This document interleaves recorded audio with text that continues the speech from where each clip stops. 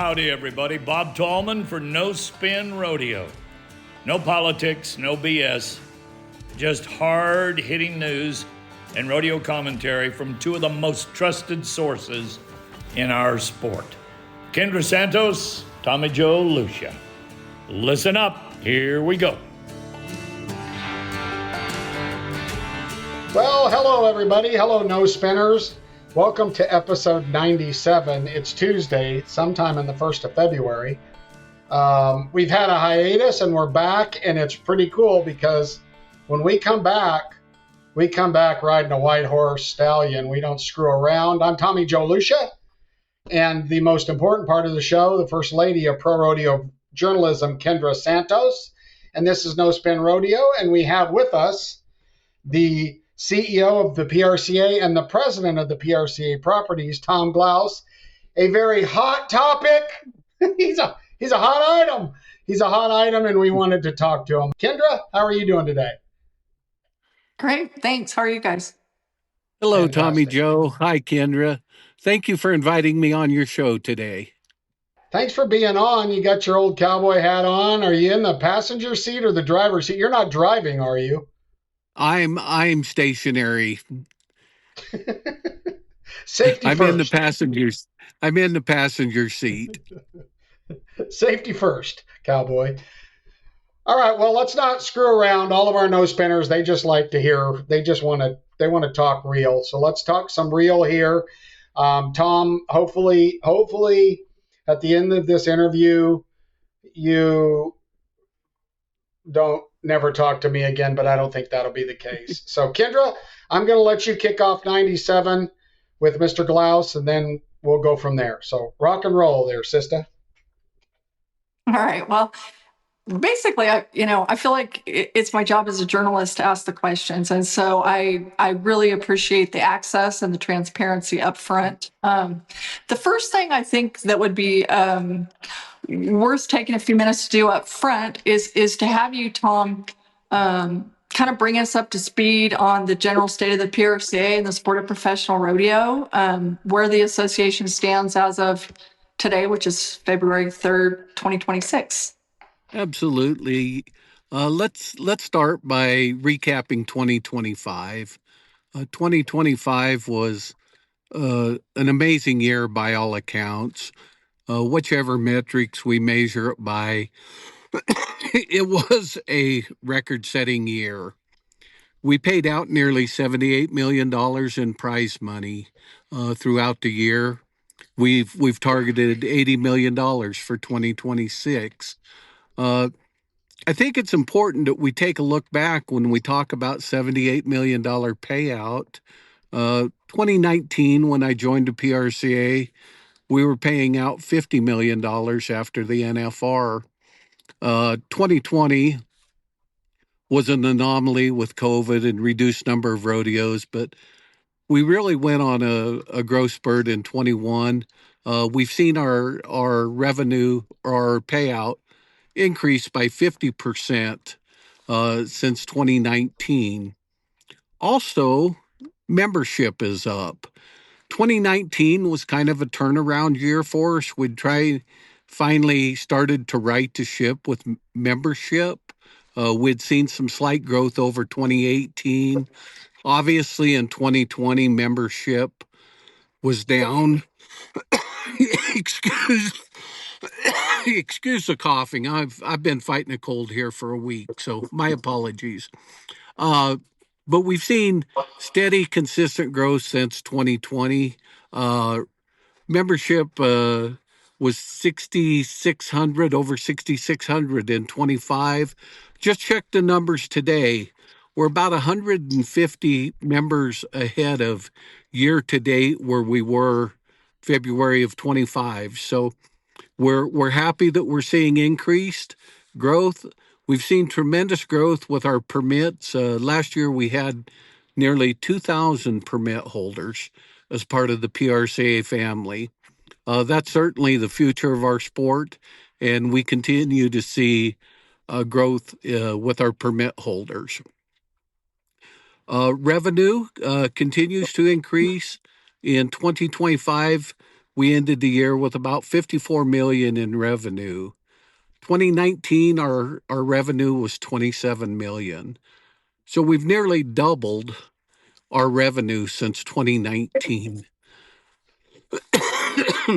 With that, we've also had increased expenses. It's not that we're looking to just pad our bank accounts. We're looking to source money and put money back out to the members and to the committees. Uh, Overall, we're in the best financial shape that the PRCA has ever been in, and we're looking forward to bigger and brighter things in 2026. Can I ask one follow-up question on that? As far as when you talk about gross revenue, does that presumably, and what am I missing on the big ticket items? Would that include obviously dues? Does that include sponsor revenue? Does that include program fees? What are the big ticket items included in revenues? That it's every bucket, Kendra. So, great question. Sponsorship and media make up about 40% of our revenue. Those two items. Next, led by rodeo revenue, and that comes in the form of 6% money membership. So we see those between those four items, we're about 2/3 of our total revenue. Okay. And the 6% is that comes off the top of every rodeo, right? Correct. Correct. Okay. Okay. Great. So you think the PRCA is doing pretty damn good? That's what it sounds like. And your projections for 26, you don't see any rocky roads. You don't see anything. This is my follow up, my journalistic follow up. We think 26 is going to be slower growth. We've projected slower growth. We've really been on a fairly steep trajectory in terms of growth, revenue, sponsorship, media growth. We think that trajectory is going to slow, but we think it will still continue. We project 3 to 5% growth. Overall revenue, we're budgeting to be fairly flat for 26. That makes sense. It sounds like we're in pretty good shape. All right, I'm going to go up to the next one. So there's all kinds of scuttlebutt, and I'm going to give a little monologue first, and then I'll have you step in about the PRCA Hall of Fame and the headquarters moving from Colorado Springs to Wyoming. Let me preface this for all you people out there that from a business perspective, based on what I'm going to read, and you can tell me if I'm right or wrong, Tom, in a lot of ways, this is a no-brainer. So here's what I found out. So it sounds like that the board has approved a move, that there's some final paperwork coming.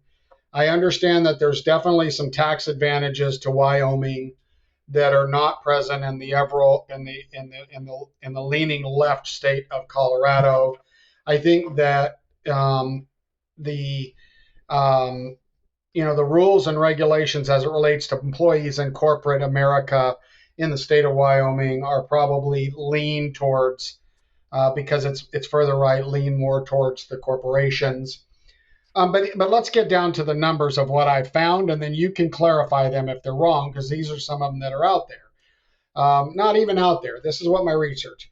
It sounds to me like the state of Wyoming is basically handing you guys about $50 million worth of property and a building and saying, bring your assets to Wyoming. Is that fair? They're going to give you the keys to a new building and ground right on the interstate. Just bring it up here. Is that fair? You were pretty good in your research, Tommy Joe. But let's back up a little bit. As we delve into this subject, we've been approached by others to move, and we always start the inquiry by saying we're not looking to relocate. We own our building. We own our land. We're not carrying any debt. And we're not looking to acquire any debt. So if you can make an offer around those guardrails, we're willing to listen. Most suitors quickly fold. Wyoming, and in particular, Cheyenne Leads, said, we still want to pursue this. And so they have made a tentative offer that I think is about $53.5 million. It's north of $50 million. We have memorized that offer in a memorandum of understanding. That memorandum of understanding is non-binding. It's in effect, I believe, until June 1st. It gives both parties time to do their due diligence. From the PRCA standpoint, we formed an ad hoc committee that identified potential site that we would potentially relocate to. Now, Cheyenne Lead still has to acquire that land. The landowner, by all reports, is certainly interested in doing what he can to accommodate bringing the PRCA to Cheyenne. So I don't think it's a big hurdle, but there is still acquisition of land. Additionally, we want to make sure that the money is there, that it's not an empty promise, that the money and the funding is in place. And so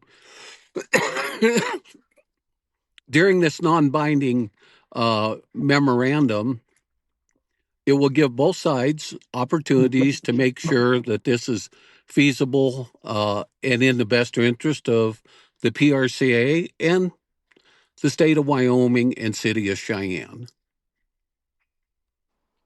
Did you hear a counter from Colorado Springs or the state of Colorado? Yes, we did. Yes, we did. We did. Unfortunately, it was not as concrete offer as we had hoped to be presented. It involved a potential increase to the LARC tax. That's the lodging and rental car tax. Would be put to the voters to increase that tax, and then with some money earmarked to renovate the Hall of Fame, $2 to $4 million.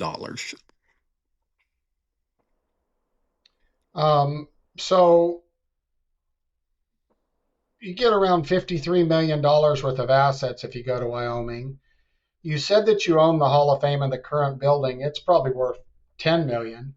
You can sell that. What will you do with that money when you sell that? Assuming all this goes through,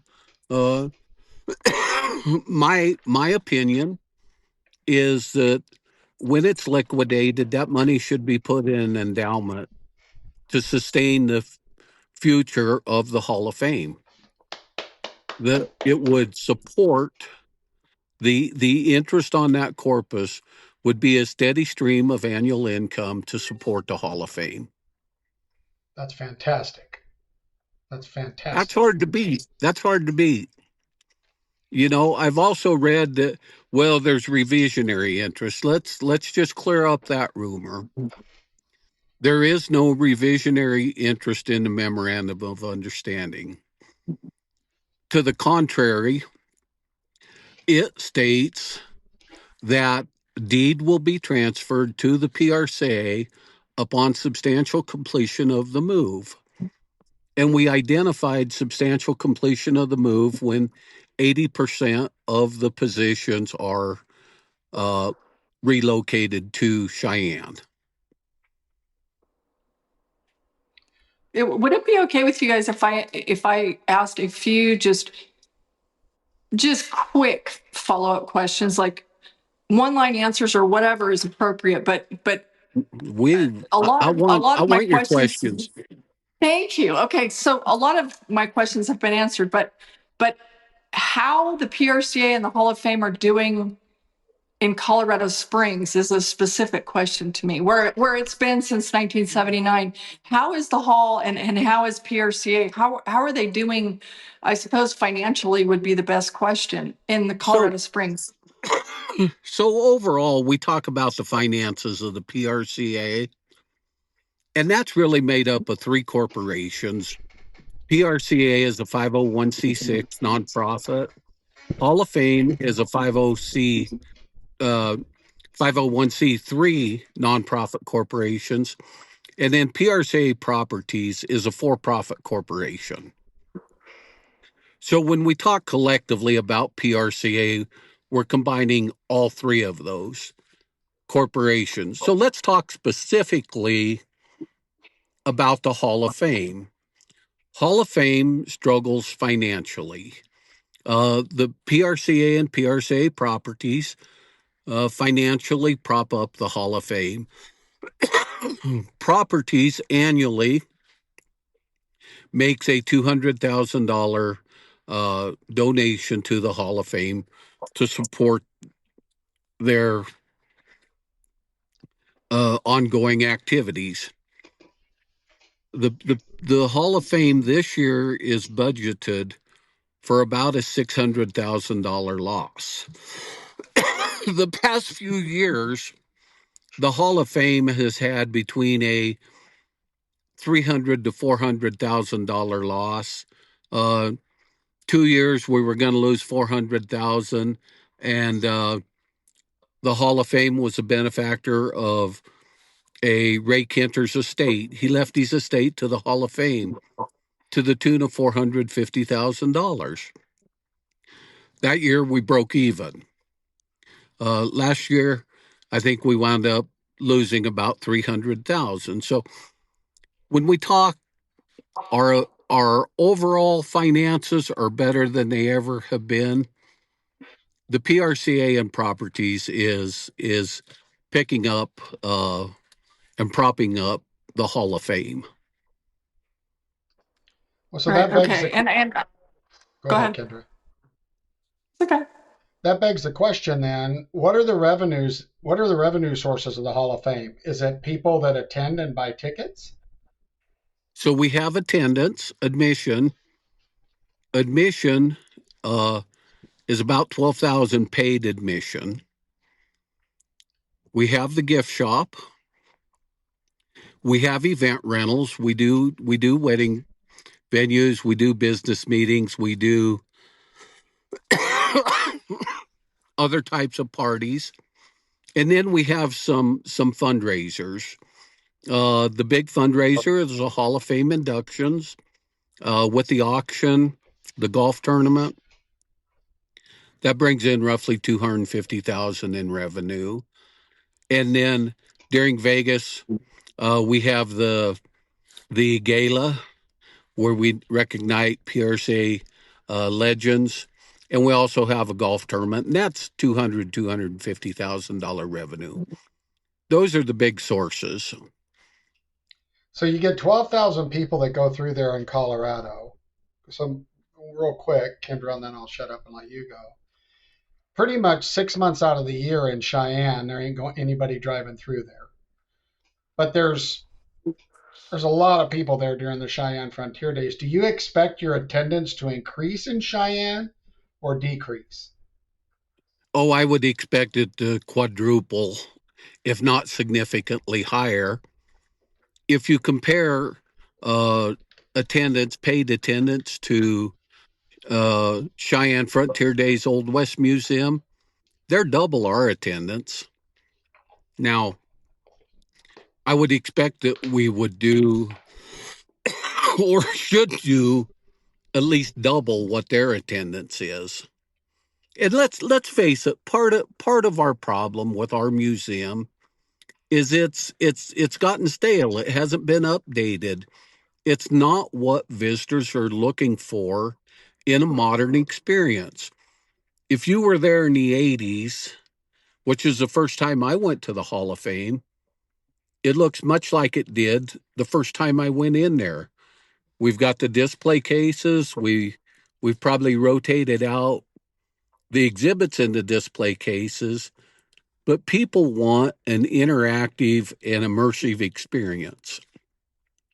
And we don't have that. I'll say I've worked for the PRCA twice in my career, and the first time was straight out of college. My first day was January 12th, 1987.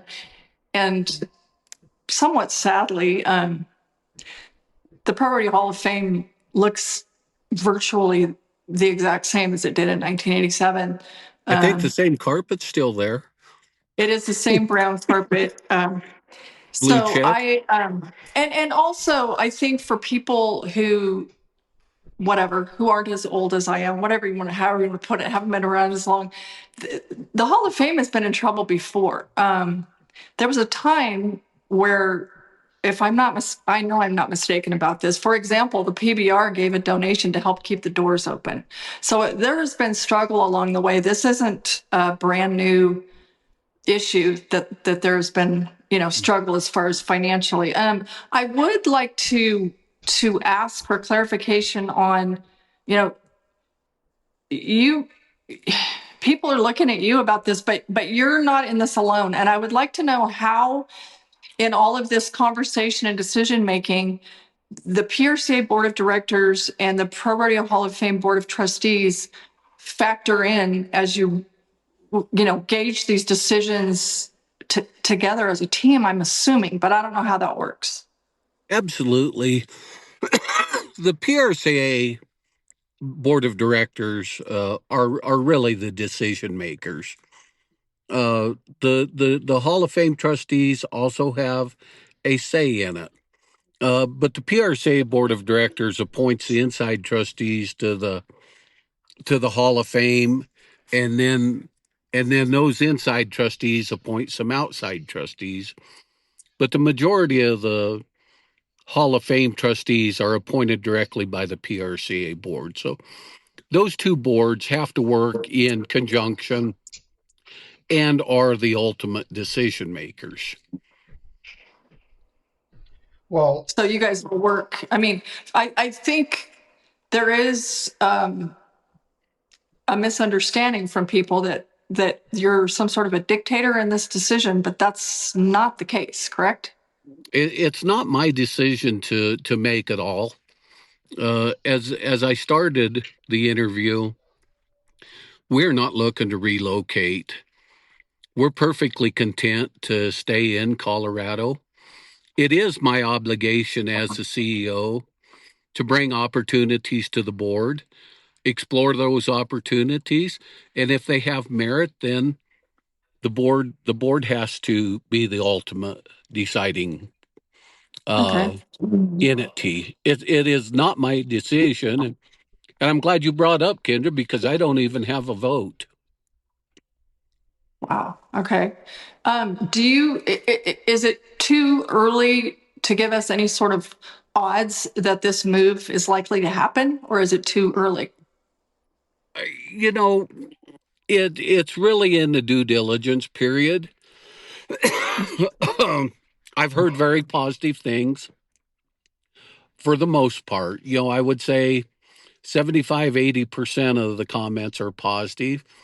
There are a number of comments that the Hall of Fame can't leave Colorado Springs. We can sit here and continue to suffer and bleed money, but the Hall of Fame does not have unlimited resources. The Hall of Fame is dependent on PRCA and properties to prop up its financials. So we've got to do something. We've not engaged the local community to support the Hall of Fame. And museums and Hall of Fames need local support. You have to have the community support. So let me give you an example. We're trying to figure out new revenue sources. So most nonprofits do a day of giving around Thanksgiving. So I told Teresa that we need to organize a day of giving for the Hall of Fame. Her and her team worked on it. I don't know how many thousands of emails they sent out. And you know how much money we raised through our day of giving? Somebody take a guess. $150. You win the under. $1,300. That's what Well, and we to be clear, Teresa Cobb is currently, um, she she is in charge. Well, I don't know what her specific title is of the ProRodeo Hall of Fame. But who who would want to be in charge of that bottom line? I mean, there's no the reason that the carpet's still brown is that it's been a fight just to keep the doors open, and we need to figure out new opportunities, it sounds like, to try to increase those revenue streams. And you can't invest in something that is being funded by the successful pieces of the property until you get it on its own feet. And I feel sorry for Teresa, who's trying to figure out how to balance that ledger. It sounds like a monumental task. it is, and she's got a history with the PRCA and is ideally situated to preserve our history with the Hall of Fame. But hey, let's look at it. It's just not the ProRodeo Hall of Fame. The Olympic and Paralympic Museum here in Colorado Springs, which is state of the art, lost $2.5 million last year. You can look at their 990. They had 6.4 million in income, 8.9 million in expenses. You know, this is actually unfair of me to bring this up, but I will, just in case either one of you remember anything about this. But because some of the old timers are asking, how is this different from years ago? There was the announcement that the PRCA was going to move to Albuquerque, and then that came to a screeching halt. And do you either remember the technicality that skidded that to a halt? I don't, Kendra. Okay. Uh, I think it had a lot to do with the governor of New Mexico. The horse racing industry was flush with money in New Mexico at the time. But I also tried to learn from the mistakes that the PRCA made. And that is, they come in one day from the people that are still working for the PRCA, said, "We're moving to Albuquerque." No forewarning, no notice, no discussion. So we have tried to be transparent with our staff, um, with our sponsors, with our members, and let them know when Cheyenne Leeds was approaching us. When it comes to signing a non-binding memorandum, we wanted them to know that.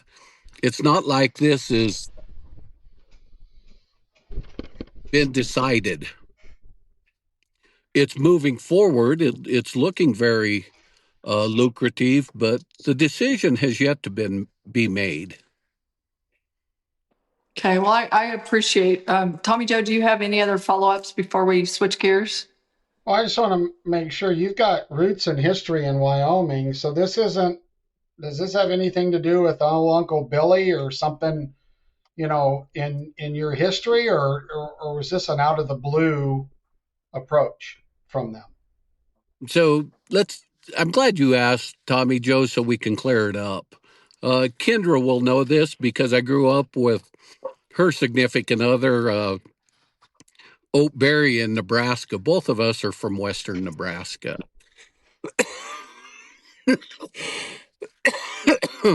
I spent 9 years of my career in Cheyenne, Wyoming, but this was brought to me, not something that we went searching for. Uh, I didn't even know who Betsy Hale was. I'd heard her name, but they sorted us out. They found us, and they pursued us. Has nothing to do with me. I've got a house in Colorado Springs that if we decide to stay in Colorado, we're very content here. Oh, Fair perfect. enough. I think that's a fair a Okay. fair and well thought out conversation on that. Kendra, you want to jump to the next one? Sure. A switch of a gear. I again, don't shoot the messenger. I would love to have a take a few minutes to discuss the status of PRCA Judging Program and any plans that are in place for that and its future. I feel like Okay. it's not a secret that the program has come under fire in recent times at the NFR again the other day As at Denver. as as it should have. I we're all human. We all make mistakes. But I think it's worthy of obviously you guys have to be, talking a lot about it at the headquarters. And one question that I would love to throw out there on behalf of a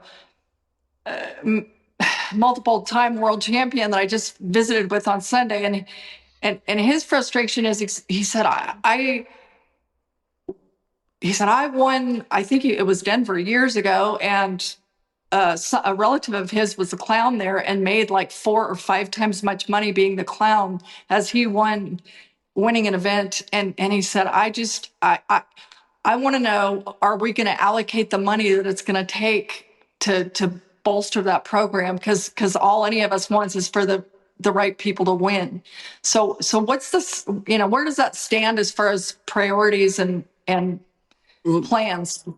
let's just peel the skin back.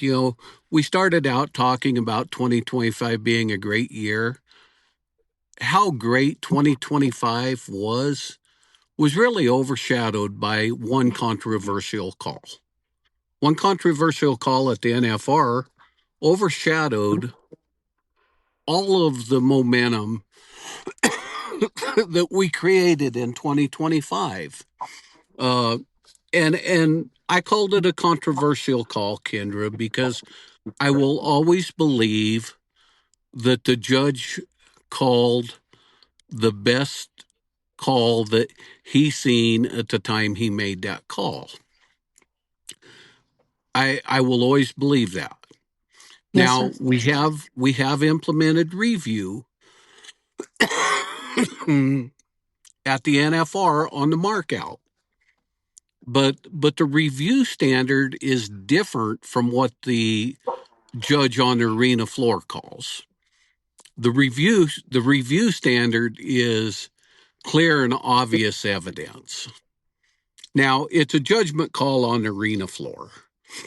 The review official has about 8 seconds to find clear and obvious evidence to overturn that call, or that call stands. They've got limited time until the next contestant goes, so they've got to make a quick call. They've got, I think, 12 individual cameras that they have access to assist them in making that call. But if they don't see that clear and obvious call evidence, then the call stands. Now, I think the review officials overturned 9 of 48 calls. We all believe that they probably should have overturned a 10th call. But rodeo has, And sorry to interrupt you, but for those who we're talking through the tea leaves a little bit here, we are talking about the Stetson Wright it's missed Stetson amount. Wright, 6th round in the bronc riding, Sure. marking his horse out, or a yellow flag being thrown for failure to mark the horse out. So that is the call that went round the world. And rodeo has always been prefaced on the judge's decisions are final. The review judge didn't see that clear and obvious evidence in the allotted time, so the call stood. We don't have to agree with it, but it's not that unusual from other major sports. Every weekend, every NFL game, and I guarantee you on Sunday, there will be some controversial calls in the Super Bowl that we don't personally agree with. But the referee has that judgment, and the referee has been given that discretion to make that call. The difference between rodeo and the NFL, one play really doesn't determine the outcome of the game. We can argue till we're blind that we didn't think that was pass interference, but you know what? The team is probably going to get 42 more downs to try and win the game. In rodeo, you get one opportunity, and one bad call or one controversial call is the difference between winning and not winning. So I think that every official out there is trying to do their very, very best. Now, Go ahead. you're fine. We are going to make some changes.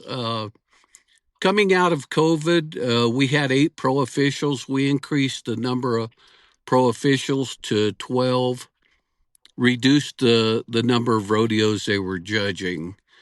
During COVID, we had limited rodeos. We were paying the pro officials, and we utilized them. So we had the same judges and the same contestants at very limited number of rodeos.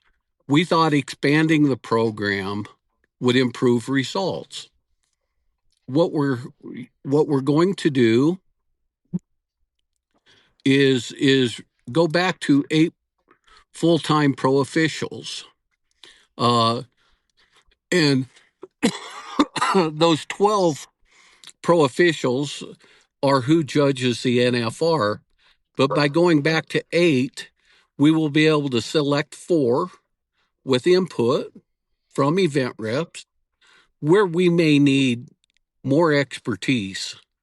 Do we need to shore up the bareback riding judges? Do we need somebody that's maybe the best flagger in the dog? And so we'll have some options to bring in some other judges that can provide additional skill sets where we need them.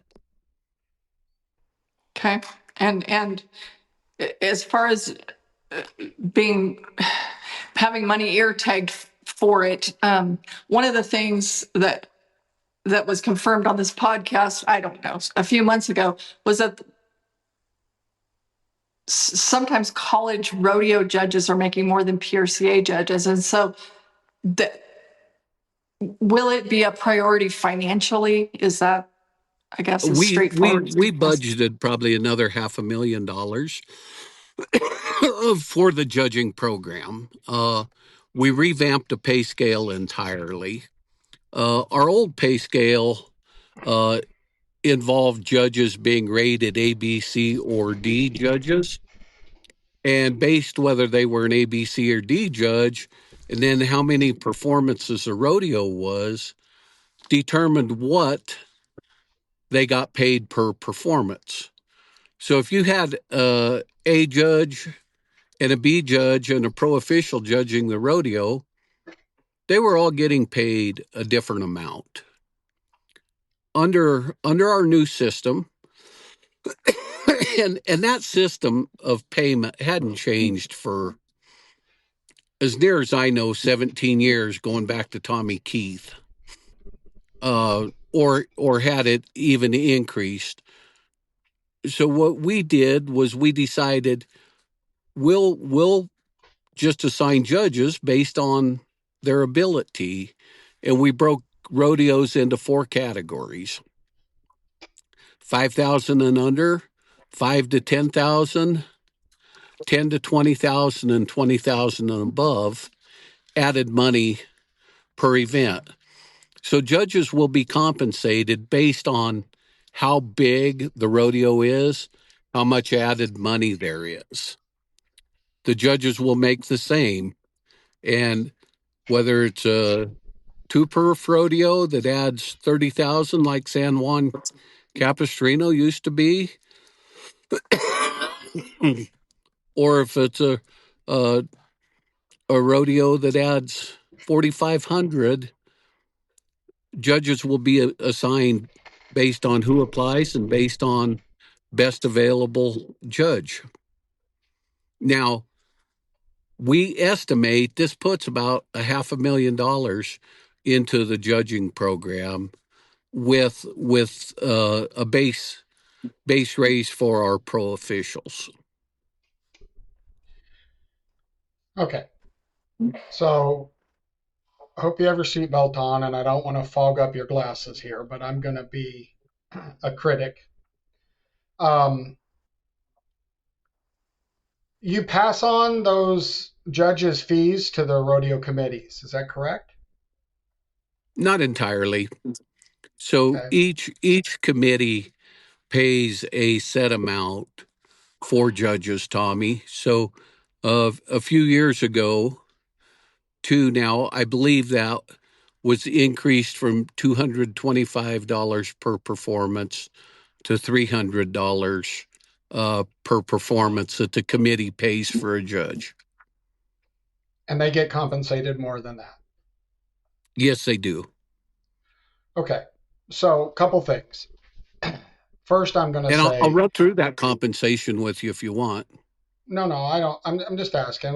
These are higher level topics. For one, for the life of me, I don't know why you would have replay and restrict the replay officials. I guarantee you they don't too much in the NFL to have an 8 seconds to see if the call's right. Because for me, the judges, in the first year you did replay, the judges were afraid to throw the flag. I think this year, which is the way I think it's supposed to be, that the field judge should throw the flag and rely on the fact that he has replay to verify that he was right. Like, don't hold the flag and miss a mark out, not throw a mark out flag on a missed mark out.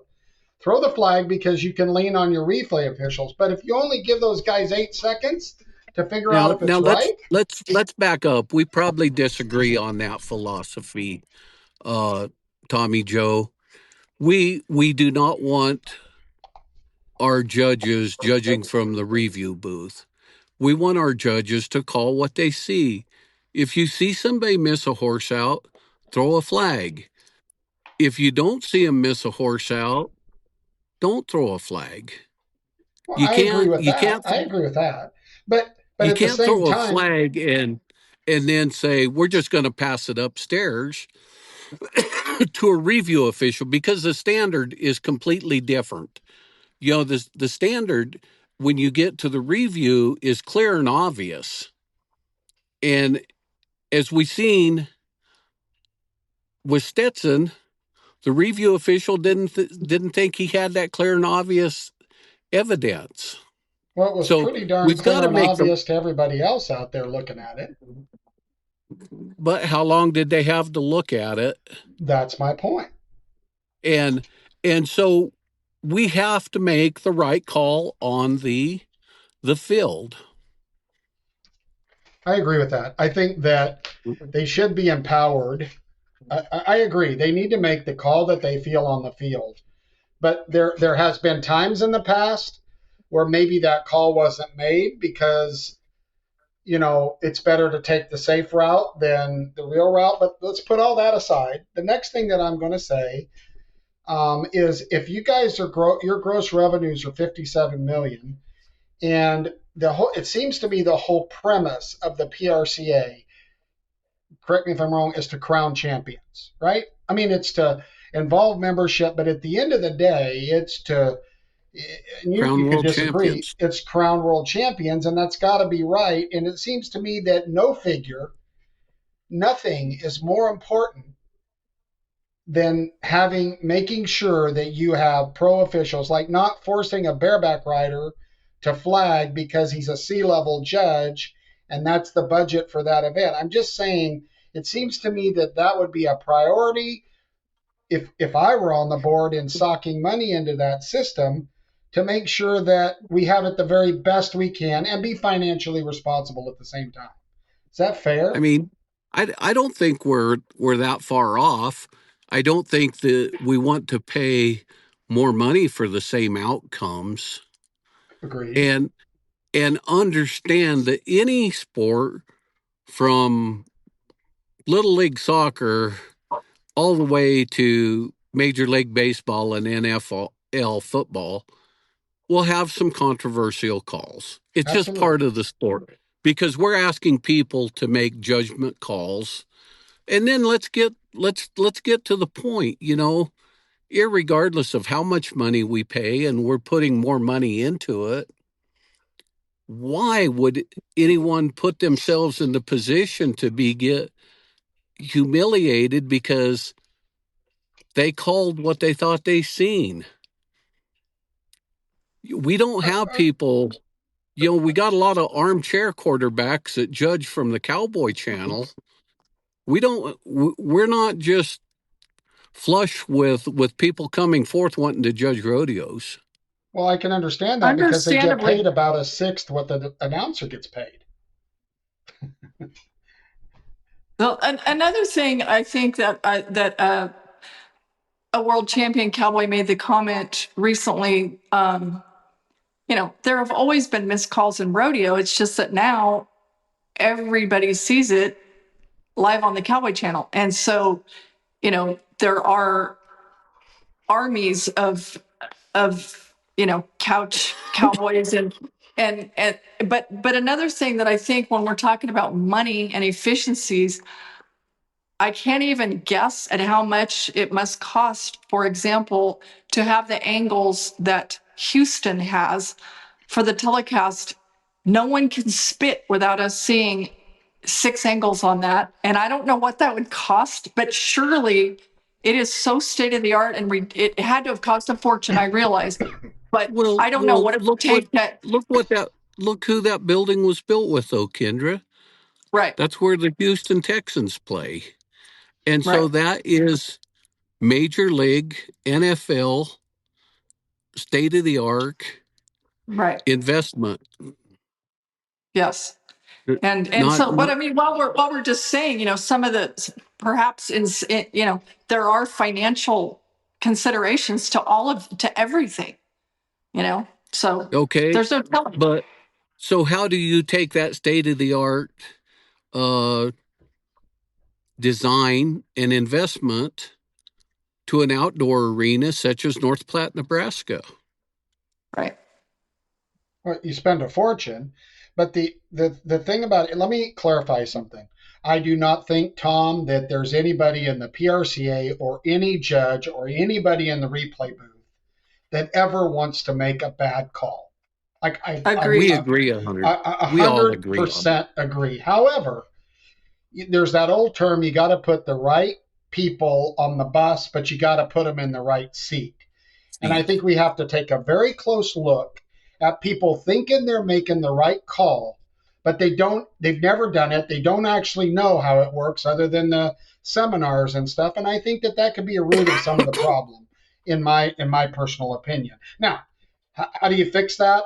You got to stick money into it, and you got to have enough officials there that are good enough to make the right calls for the right disciplines. Not saying that's easy, but well, and also in fairness, I think, and then we'll, we can move along to the next topic of conversation, but unless you have competed at the very highest level in an event, it's not fair to ask you to see it in real time in slow motion like someone who's done it 100,000 times. And we all understand that you can't have the highest level bull rider at every rodeo to judge only the bull riding.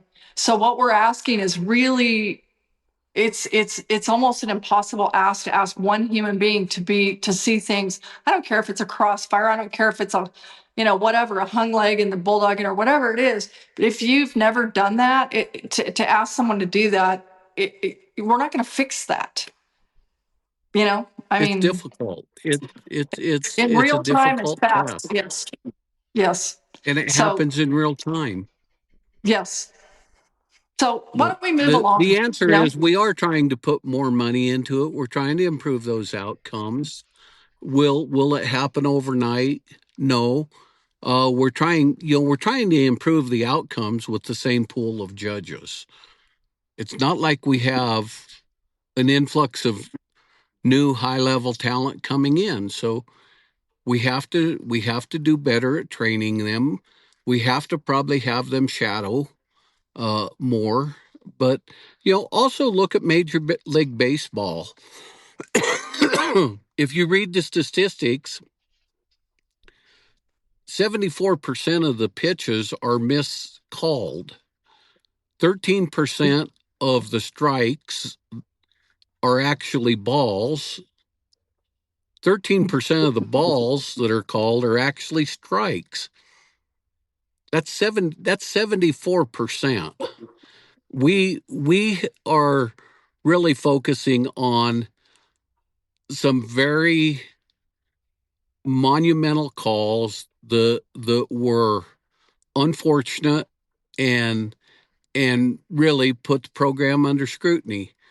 Nobody likes it, but when we're asking people to make human judgment calls, we are going to have to say there is a margin of error. What is acceptable margin of error? We would like that to be very close to 100%. Well, let's roll on. My final comment on that is your pool of judges will increase if there's a monetary if it becomes monetarily in their best interest to become a judge. And I don't think that's always been the case. And I'll leave it at that. Let's go real quick because we're way longer than I promised you we would be, but we've got a couple more questions. We're starting to get snow here. Hey, it's getting cold. Hey, quick question. So, your salary and what you get paid has come up, and people are throwing that around. Can I ask you? I think part of your salary is reported. Can I ask you what and there's a reason for this, what your salary might be or what you can share with me, because I've done some research on people in your position, and I want to talk about that. So can you share with me what your current salary is, or isn't there some of it that's published? Is that correct? My salary's public. We can certainly talk about it. It's covered in the 990. So, but let's clear up some information that's out there. My salary is paid by PRCA Properties, so it's reported as a related entity on the Hall of Fame salary. So there's rumors going around that I'm paid $500,000 from the Hall of Fame. Hall of Fame pays $0. All of my salary comes from the PRCA Properties, and my salary is a base salary in the mid 400s with potential for bonuses based on performance. Okay, that's good news. And that comes out somewhere in the mid 500. Well, so if you take what I've shown, which our viewers should listen to this, if you take major multimedia companies like Disney and Netflix, that pay structure for a CEO is a little bit different. But these guys are making $30 million because the companies are it's based on gross profit, so around 40 million. But when you look at the sport of rodeo, and the closest thing you can liken it to would be an event business or a music industry CEO, and really there's a significant difference in revenues there. But let's take that. And so if we take the PRCA gross revenues, like those particular CEOs typically make 1 to 2% of either the gross revenues or a different percentage of the EBITDA, meaning the net profits. All I'm going to say is based on 57 million. If you used 47 million, which is what I found in 2024 or 2023, what I found was a $47 million in revenues. You do the math, it's $470,000. And my point is to all of you people out there, your salary is in line with what the industry standards pay. And I'm sorry if you at home don't make that much money, but it's because you can't. and you're not out of line in my personal narrative with what you should be making. And again, if the PRCA is reading its goals and has the ability, doesn't the board of directors have the ability to fire you if you're not delivering? Absolutely. I work at the pleasure of the board of directors, but let's back up. These decisions are not made in a vacuum. We do a salary compensation study. It's just not my salary, it's every salary at the PRCA. We want to make sure that we're compensating our people fairly. And the PRCA board of directors sets my salary. They just don't pick a number out of the air. They also have a compensation study done. There's a lot of governing body associations here in Colorado Springs, and you are correct in your research. Most CEOs make 1 to 2%. On the smaller side, it's 2%. When you get to the NFL, Major League Baseball type of revenue, then you're getting down to 1%. But on our revenue level, most of it's 2%. So arguably, you could say I'm underpaid. May I ask My salary, one clarification? my Sorry. salary's about 1% of our gross revenue. So it's certainly in line with industry standards. Yes, Kendra. To just clarify one thing, that it's salary plus performance incentive. Is that like, for example, sponsorships or something? Yeah, is that what the incentives would That's be based on? Or? that's one metric. We have a Okay. balanced scorecard that probably has 50 different metrics on it. Okay. That we are Well, looking to hit targets in learning and growth, internal processes, uh, customer membership satisfaction, and then there's always a financial component to it. well, if you go on 2% and 57 million, that would be that you have the potential availability of making a 1.1 million, and you clearly stated in the past that in the earlier conversation you have it.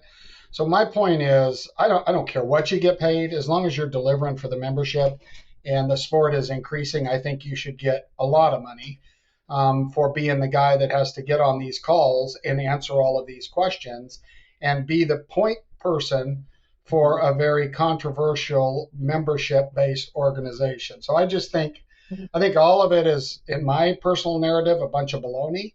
And we've just accurately depicted the fact that based on industry standards, you're not overpaid, you're probably underpaid. So, Well, we Kendra, any almost follow had a up? million. We almost had $1 million a year cowboy this year in Stetson Wright, and we probably will have $1 million a year cowboy this year. And when we start seeing guys making 500 grand a year as professional rodeo cowboys in a single event, I think that makes everybody pretty happy. I mean, Riley Webb won $555,000 to win the world in the tie down roping. We had 5 cowboys win over 500,000. Stetson in the bull riding. I think we had 3 bull riders win over 500,000, and then Rocker was over $500,000. And Wasey Shallow, if you look at between the bareback riding and the bull riding, I think he won 750,000, 747. Significant. So, every indicator is that we're moving in a good direction. Well, that's what you always say. That's what you say in the State of the Union. But it does look like we are moving in the right direction. So we're running long. So I'm going to jump into another one that I hope doesn't make your glasses fog up. So I asked you if you had a brother-in-law in Wyoming, and that's why you're moving to Wyoming. I want to give you the opportunity to address this. There's been conversation that it's no, and you can tell me I'm wrong here, but the PRCA recognized that it has that it is lacking in the IT portion of its business. It's way, way, way, way behind, or has been, and it made an investment in the IT portion of its business, which was long, long, long needed. It doesn't look like that investment, at least from the outside, has panned out. It doesn't sound like the secretary's program works. It doesn't sound like trades work. Now, I could be wrong. I'm not a cowboy, but it doesn't sound like the investments worked out. And now there's scuttlebutt that this was directly tied to a relationship of yours in the past, and that's contractor versus employee. So my question is, what can you tell us about not only all of this scuttlebutt about maybe misuse or misdirected money, and why isn't it better, and is it going to get better? That's a big question. Well, let's start out. Ironically, my brother-in-law lives in Texas, so I just used that line. Right? He lives in Fredericksburg, so we can squash those rumors. Our IT department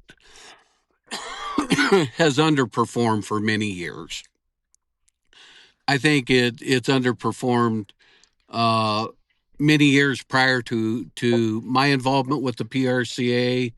We're certainly still on the AS 400. Jeff Love is our current CTO, and even though we've got a long ways to go,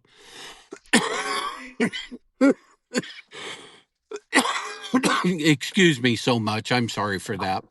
Jeff has made more strides towards bringing us into the modern era than anyone ever has. So let's talk about Jeff as a person. I didn't know who Jeff Love was. In my prior role, I knew we used Cyber Lancers. Jeff previously owned Cyber Lancers. We had hired a CTO after Dan Martinez, Gordon Knopp, who suffered some health issues and had to resign. So when we were looking for another CTO, Jeff's name come up, his partner, Kevin Parker's name come up. I interviewed both of them. They were both well qualified and for many years had been providing contract services to the PRCA. So when I selected Jeff as our CTO, our employment agreement and my conversation with Jeff was, you have to divest yourself entirely from Cyber Lancers. And he did. And we followed that up that you cannot hire Cyber Lancers without a competitive bidding process. We are here to be good stewards of the PRCA's money. And even though there's rumors and innuendos that Jeff made a lot of money with Cyber Lancers, he did do a lot of work as an independent contractor. He's not allowed to hire the predecessor of Cyber Lancers without a competitive bid. We're here to take good care of the PRCA's money. Jeff is doing remarkable work, and even though you don't think you've seen the results yet, forever I've heard that we're getting off V2, we're getting into the V3 secretary system. Jeff has finally made that a reality. Improvements to our online entry system are markedly improved. Just this week, rodeo approvals was moved out of the AS 400 to a new platform. Quickly, they will follow that up with stock stats. And the final two to really free us from the constraints of the AS 400 will be membership and Procom. So I do think that we are making strides in our IT department. So there's no truth in you guys have to scrap everything you've done and start over. You've wasted millions. That's not true. In terms of scrapping everything, absolutely not. In terms of transferring to a modern platform, yes, but here's how the PRCA IT system worked for many, many moons. It was just add on, add on, add on, and it was all hard coded.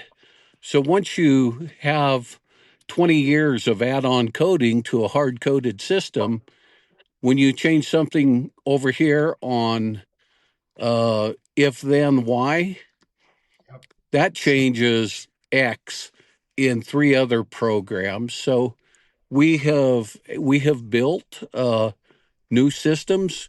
We have taken some canned systems.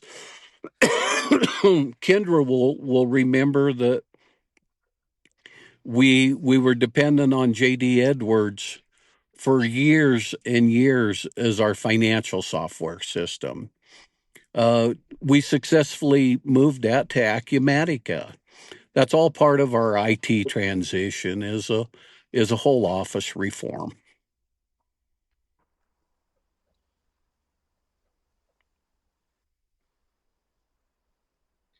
Kendra, any follow up? I I have a different. It all ends up coming back to money, but I feel like I have a question that really was sort of a follow up to the financial, which we're all over talking about different sectors, but it's all financially related. So this is going to seem a bit random to drop this in here, but I don't want to leave this conversation without asking the current status of the contract with the Cowboy Channel. And I don't know if you're at liberty to say what it's worth or how many years are left on it. But I think the number one question out in the world is, does any of the money make it down to the members? I don't know. Absolutely. You never seen a cinch playoffs before we had a Cowboy Channel. That'll be a $1.5 million playoff series. So that's where we're talking about that we are. One of our metrics we judge ourselves by is how much sponsorship media money does get pushed back out to members. Now, how do we do that? We don't just pay members. We generally give money to committees for those media rights, who in return puts that into their added money, and then the payout is enhanced for those who win. So that's why we're seeing rodeo added money continue to grow. Is there's a lot of competition between committees to be on that playoff series rodeo list, because that's where the media money gets spent. There's 3 years left on that contract, Kendra. Okay. I'm assuming that within 2 years out, you have to start having conversations about the broadcast rights and where they're going to live and if the Cowboy Channel is going to go on. That's my assumption. Yeah, it's about 2 years is not a long time. There's an exclusive negotiating window in the agreement, and it's about 18 months out. Gotcha. Is what the contract's worth? Is that a private or a public number? It's probably not anything I'm going to share Okay. publicly. It's a confidential number that Okay. would, and it's not that we don't want to share it, but it also gives competitors of Teton Ridge knowledge of what it is, rather than being an open negotiation. That makes sense. Well, And the terms of that contract are confidential. well, it's no secret the Cowboy Channel doesn't exist without PRCA content in the NFR, so they better figure it out. So, and okay. it's been great for PRCA. It's been great for rodeo, and it's really why we've seen, one of the big reasons we've seen rodeo growing at the trajectory we have is the TV contract has been a game changer. Thank you, Teton Ridge. thank you, Patrick Gotch, for having a vision of what that could be. Well, what you guys have negotiated with Teton Ridge and Las Vegas is exactly why that we're seeing the growth. And congratulations to you and for both of those partners for investing in the sport. Absolutely agree with that. Kendra, final one. It's getting dark and Tom needs a burger. I just have a final comment that you taking the time and your transparency is very much appreciated, Tom. So I want to say thank you for that. Nothing here was, we were given nothing was told to us to be off, out of bounds. And I really appreciate you being willing to field the questions. Thank you. Well, thank you guys. I appreciate your forum and look forward to visiting with you again. Well, this has been an action-packed one. Thank you, Tom. Thank you, Kendra. We hope that the viewers that have listened to this have learned something. If you have to, listen to it again. There was a lot of very interesting things spoken and a lot of facts put out there and clarification. We all want what's best for all of us, the committees, the contract personnel, and importantly, the Cowboys that are the players in this game. Congratulations, Tom. Thank you on my part for coming on and not giving us a list of stuff we couldn't talk about. By the way, viewers, none of that happened. None of that happened. It was an open forum, and much respect for you for doing that. Final thought, Kendra or Tom, otherwise we'll put a button on this bow for number 97. Thank you. Have a good night. You guys too. Thank you. Well, God bless all of you. We'll see you at episode 98. Tom, go get a burger. We'll catch you guys later around the deal. Thanks for joining us. This has been No Spin Rodeo, episode 97. Y'all have a blessed day.